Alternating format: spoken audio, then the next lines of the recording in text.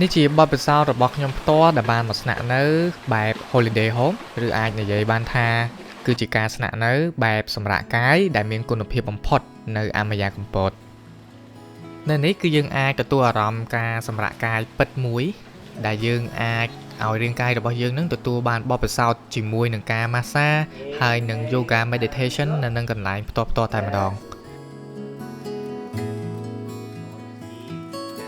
អញ្ចឹងនៅក្នុងវីដេអូនេះគឺខ្ញុំនឹងបង្ហាញនៅបទពិសោធន៍ផ្ទាល់ៗរបស់ខ្ញុំនិងគ្រួសារដែលបានទៅ slow life down ជាមួយនឹងបរិយាកាសដែលមានតម្លៃមួយនេះ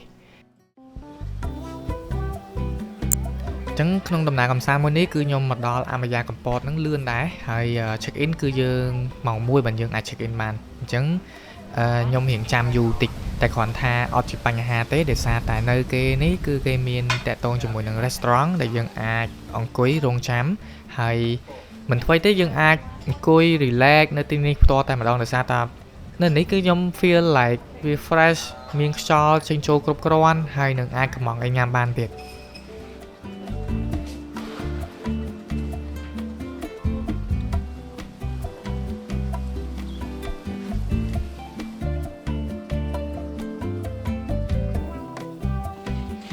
សម្រាប់លើកនេះគឺខ្ញុំមកមានគ្នា5នាក់ទាំងអនសានណាអញ្ចឹង2គូហើយនៅវិឡានេះផ្ទាល់គឺមាន2បន្ទប់គេងដែលយើងអាចគេងមួយគូអញ្ចឹងទៅហើយសម្រាប់កន្លែងតែគេ living room នេះគឺយើងអាចចំណាយពេលជុំគ្នាបាន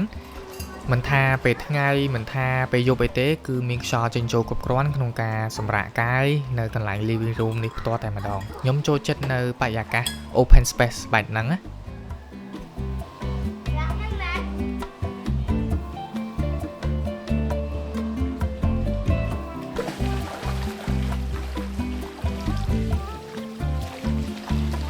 លើកនេះដែរគឺខ្ញុំបានទទួលនៅបទពិសោធន៍ថ្មីមួយដែលយើងមកធ្វើការម៉ាស្សា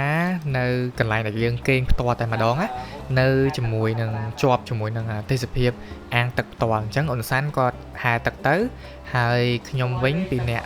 ប្រពន្ធគឺយើងធ្វើការម៉ាស្សាដើម្បីឲ្យរាងកាយយើងនឹងបានស្រាលជាងមុន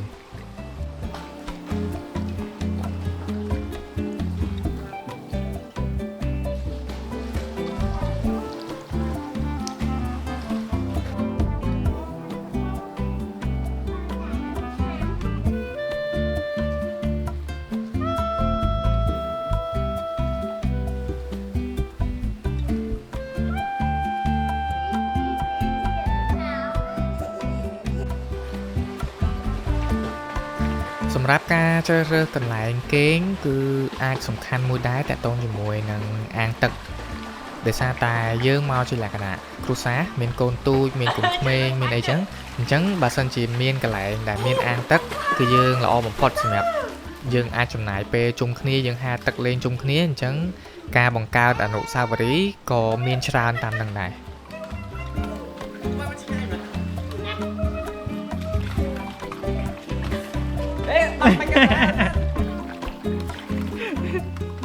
កាមេរ៉ាហ្នឹងមិនកើតទេ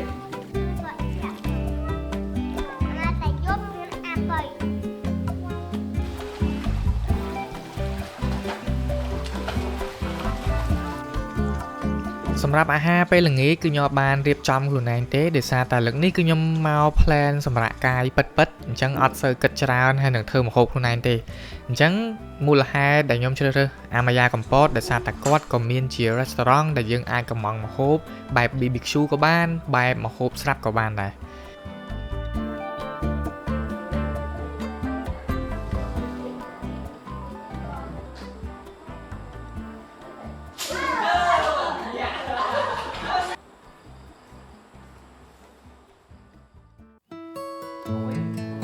ព្រឹកព្រលឹមយើងអាចធ្វើតាក់ទងជាមួយនឹង yoga meditation គឺស័ក្តិសមបំផុតនៅជាមួយនឹងបរិយាកាសបែបនេះគឺខ្ញុំស្ដាយដែរដោយសារតែខ្ញុំជាប់ថតខ្ញុំអត់បានធ្វើ meditation ជាមួយនឹងគ្រូសាអញ្ចឹងខ្ញុំក៏ជាប់ថតគាត់ប៉ុន្តែការធ្វើ yoga meditation ខ្ញុំ highly recommend សម្រាប់បងប្អូនអ្នកគ្នាដែលបានមកស្នាក់នៅអាម៉ាយ៉ាផ្ទាល់គឺគួរតែសាកល្បងនៅបទពិសោធន៍មួយនេះដោយសារតែយើងនឹងទទួលអារម្មណ៍មួយយើង release stress យើងនៅពេលព្រឹក ហើយយើងទទួលភាពស្ងប់ស្ងាត់ជាមួយនឹងបរិយាកាសដែលយើងមើលឃើញស្រឡះភ្នែកដែលជាមួយនឹងសំឡេងធម្មជាតិដែលយើងបានឮគឺពិតជាល្អមែនតើ